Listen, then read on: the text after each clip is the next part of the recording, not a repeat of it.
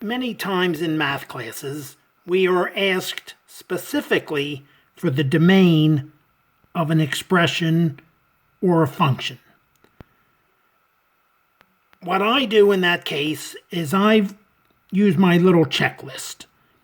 I start out with an interval of negative infinity to positive infinity, unless I encounter any of these situations on the right.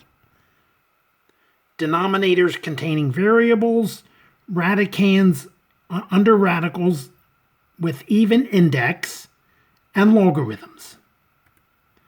Denominators must never equal 0. As we know, dividing by 0 is undefined. Radicands with even index cannot be negative, such as the square root of a negative, the fourth root, the sixth root, the eighth root of a negative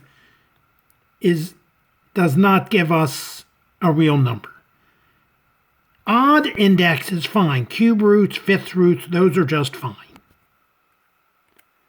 And then finally, with logarithms, the argument must be positive. If we remember, the log function is the inverse of the exponential function.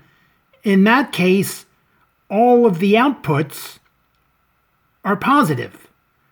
When we do inverse, those outputs become our inputs. And if all we're ever asked is specifically domain, this checklist can be very helpful. But also it can be extremely helpful in solving equations involving any of these situations. It can help us identify and reject extraneous solutions.